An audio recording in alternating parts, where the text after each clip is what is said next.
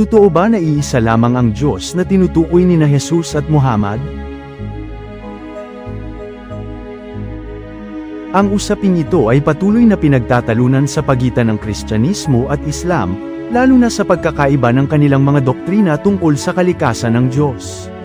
Layunin ng presentasyon na ito na suriin ang mga pahayag at gawa ni Jesus batay sa mga tala ng Biblia, at ihambing ito sa konsepto ng ganap na kaisahan ng Diyos sa Islam.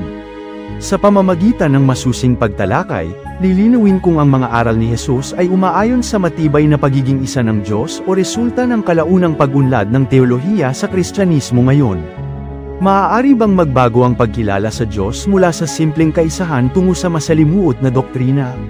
Si Jesus ay namuhay sa ilalim ng tradisyong naninindigan sa iisang Diyos, gaya ng kanyang malinaw na pahayag, "Pakinggan mo, Israel, ang Panginoon nating Diyos ay iisang Panginoon." Sa ganitong batayan, makikita ang diin sa ganap na pagiging iisa ng may likha. Gayon din, ang kanyang pananalangin ay nagpapakita ng pagpapakumbaba, sapagkat siya'y nagpatira pa at nanalangin, isang anyo ng pagsamba na makikita rin sa pananampalatayang Islam. Ang pangunahing suliranin ay kung ang Allah ba na tinutukoy ni Jesus ay kapareho ng Allah na ipinang-aral ni Muhammad, o kung ito ay nagbago sa paglipas ng panahon bilang Diyos o Panginoon na lamang bilang katawagan. Sa malawak na Kristyanismo, pinaniniwalaan ang Trinidad, batay sa mga talatang gaya ng bautismuhan sila sa pangalan ng Ama, ng Anak, at ng Espiritu Santo.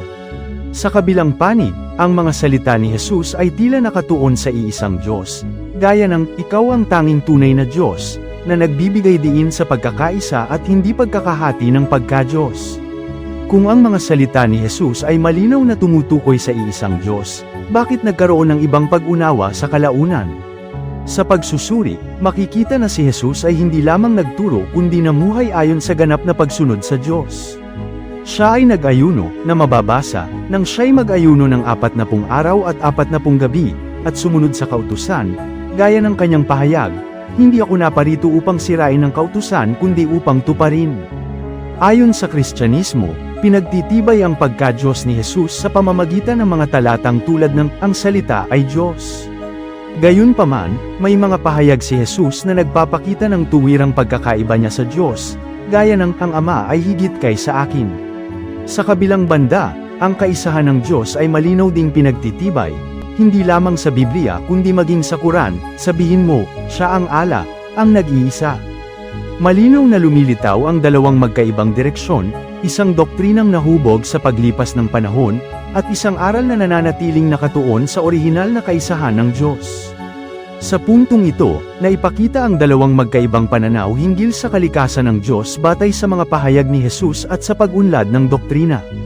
Ngunit hindi pa dito nagtatapos ang pagsusuri. Sa susunod na bahagi, masusing paghahambingin ang dalawang panig upang matukoy kung alin ang higit na umaayon sa logika at sa mismong sinasabi ng mga banal na kasulatan.